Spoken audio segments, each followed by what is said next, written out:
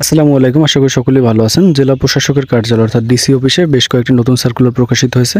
তো আজকে আমরা এই সার্কুলারগুলো সম্পর্কে বিস্তারিত আলোচনা করব এবং আবেদন পদ্ধতি দেখে নেওয়ার চেষ্টা করব। প্রতিদিন চাকরির আপডেট পেতে চাইলে অবশ্যই আমার চ্যানেলটি সাবস্ক্রাইব করে রাখবেন। মূল ভিডিওতে যাওয়ার পূর্বে আপনাদের যাদের বাংলাদেশ রেলওয়ের ফিল্ড কানুনগো আমিন, সহকারী লোকোমোটিভ মাস্টার গ্রেড 2 এবং পয়েন্টসম্যান এই পদগুলোর লিখিত এবং ভাইবা পরীক্ষার চূড়ান্ত সাজেশনের প্রয়োজন হয়, সেক্ষেত্রে আপনারা চাইলে স্ক্রিনে দেওয়া হোয়াটসঅ্যাপ নম্বরে আমার সাথে যোগাযোগ করতে পারেন।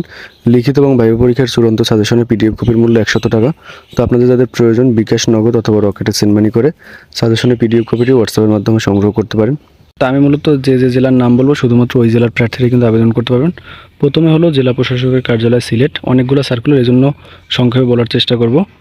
1 নম্বর পদটি হলো ইউনিয়ন পরিষদ সচিব, পদসংখ্যা 60টি, বেতন দেওয়া হবে 14তম গ্রেডে, শিক্ষাগত যোগ্যতা থাকতে হবে স্নাতক পাস।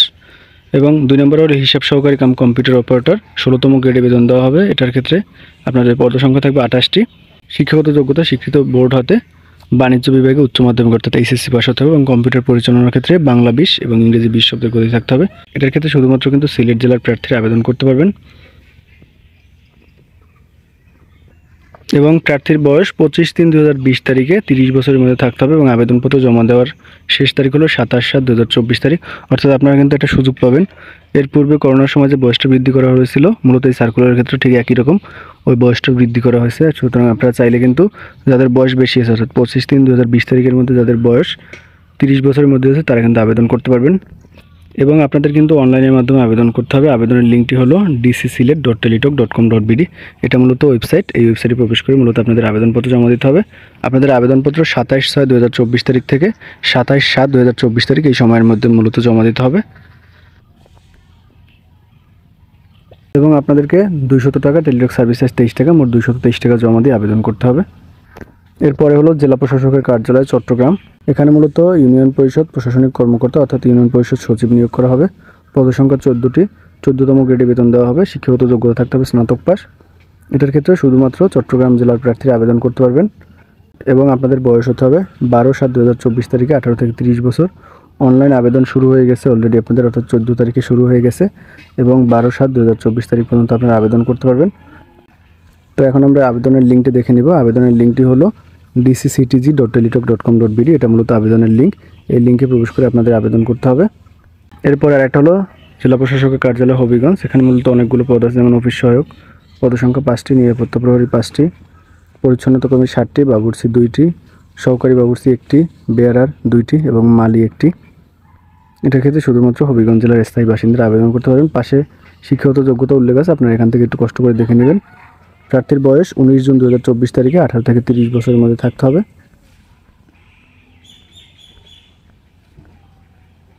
এবং আপনাদের আবেদনের লিঙ্কটি হলো dchobigons.teletalk.com.bd। এই ওয়েবসাইটে প্রবেশ করে মূলত আপনাদের আবেদন করতে হবে। আবেদন শুরু হয়ে গেছে 19 তারিখ এবং 18 জুলাই 2024 খ্রিস্টাব্দ পর্যন্ত আপনারা অনলাইনের মাধ্যমে আবেদন করতে পারবেন। এবার পরীক্ষার ফি কত টাকা পরিশোধ করতে হবে সব কিছু দেওয়া আছে, কোন মাধ্যমে পরীক্ষার ফি পরিশোধ করবেন সকল তথ্য এখান থেকে আপনারা ভালো মতো দেখে নেবেন। এরপর একটি সার্কুলার হলো জেলা প্রশাসকের কার্যালয় মেহেরপুর। এখানে মূলত অফিস সহায়ক, নিরাপত্তা প্রহরী সার্কিট হাউসের জন্য বেয়ারার সার্কিট হাউস, মালি সার্কিট হাউস এবং পরিচ্ছন্নতা কর্মী সার্কিট হাউস। এখানেও কিন্তু বেশ কয়েকটা পদ আছে, আপনি এখান থেকে একটু দেখে নেবেন শিক্ষাগত যোগ্যতা এবং পদসংখ্যা। প্রার্থীর বয়স 8 জুলাই 2024 তারিখে 18 থেকে 30 বছরের মধ্যে থাকতে হবে। এবং আপনাদের আবেদনের লিঙ্কটি হলো dcmeherpur.teletalk.com.bd। এটা মূলত ওয়েবসাইটের লিঙ্ক। এই ওয়েবসাইটে প্রবেশ করে আপনাদেরকে আবেদন করতে হবে। আপনাদের আবেদন কিন্তু 11 জুন শুরু হয়ে গেছে এবং 8 জুলাই 2024 খ্রিস্টাব্দ বিকেল 5টা পর্যন্ত আপনারা আবেদন করতে পারবেন। কত টাকা পরীক্ষার ফি পরিশোধ করতে হবে, কীভাবে পরীক্ষার ফি পরিশোধ করবেন, বিস্তারিত তথ্য কিন্তু এখানে দেওয়া আছে। এরপরের সার্কুলারটি হলো জেলা প্রশাসকের কার্যালয় রাঙামাটি পার্বত্য জেলা। এটার ক্ষেত্রে ইউনিয়ন পরিষদ সচিব নেওয়া হবে 9 জন, শিক্ষাগত যোগ্যতা থাকতে হবে স্নাতক পাস, বেতন দেওয়া হবে 14তম গ্রেডে। এবং এটার ক্ষেত্রে কিন্তু শুধুমাত্র রাঙামাটি জেলার স্থায়ী বাসিন্দারা আবেদন করতে পারবেন।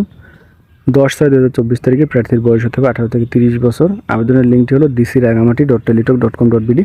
এই ওয়েবসাইটে প্রবেশ করে আপনাদের আবেদন করতে হবে। আবেদন কিন্তু 10 তারিখ শুরু হয়ে গেছে, 30/6/2024 তারিখ পর্যন্ত আপনারা আবেদন করতে পারবেন। এবং এটা হলো সর্বশেষ সার্কুলার জেলা প্রশাসকের কার্যালয় ঝিনাইদহ। এখানে মূলত কম্পিউটার অপারেটর নেওয়া হবে 1 জন, অফিস সহকারী কাম কম্পিউটার 4 জন, বেঞ্চ সহকারী 6 জন, কপিস্ট 3 জন। শিক্ষাগত যোগ্যতা পাশে দেওয়া আছে, এখান থেকে একটু দেখে নেবেন। আপনাদেরকে মূলত এটার ক্ষেত্রে অনলাইনে আবেদন গ্রহণযোগ্য হবে না, অর্থাৎ পোস্ট অফিসের মাধ্যমে আবেদন করতে হবে। সেক্ষেত্রে আপনারা চাইলে সরকারি চাকরির যেটা আবেদন ফর্ম আছে সেটা পূরণ করে আবেদন করতে পারবেন। এখানে কিন্তু ওয়েবসাইটের লিঙ্ক দেওয়া আছে, অর্থাৎ কোন ওয়েবসাইটে প্রবেশ করে মূলত আপনাদের আবেদন ফর্মটা ডাউনলোড করতে হবে। যেমন forms.gov.bd, এখান থেকে আপনারা চাইলে ডাউনলোড করতে পারবেন, অথবা jinaida.gov.bd, এখান থেকে আপনারা ডাউনলোড করতে পারবেন, অথবা এই ফর্মটা আমার কাছে আছে, আপনাদের যদি কারো প্রয়োজন হয় আমার থেকে সংগ্রহ করতে পারেন। আপনাদের আবেদনপত্র জমা দেওয়ার শেষ তারিখ হলো 30/6/2024 তারিখ। এই সময়ের মধ্যে মূলত আপনাদের আবেদনপত্র জমা দিতে হবে এবং প্রার্থীর বয়স 30/6/2024 তারিখে 18 থেকে 30 বছরের মধ্যে থাকতে হবে এবং কী কী কাগজপত্র জমা দিতে হবে সব কিছু কিন্তু দেওয়া আছে। পাশাপাশি আপনাদের কিন্তু 200 টাকা চালান জমা দিতে হবে এবং আবেদনপত্রের সাথে অবশ্যই ফেরতকাম সংযুক্ত করতে হবে। তো আশা করি আপনারা বুঝতে পারছেন, সংক্ষেপে বলার চেষ্টা করেছি, তা না হলে ভিডিওটি অনেক বড় হয়ে যেত। আবেদন সংক্রান্ত অন্য যে কোনো প্রকার প্রশ্ন থাকলে কমেন্টের মাধ্যমে জানাতে পারেন। ধন্যবাদ সকলকে।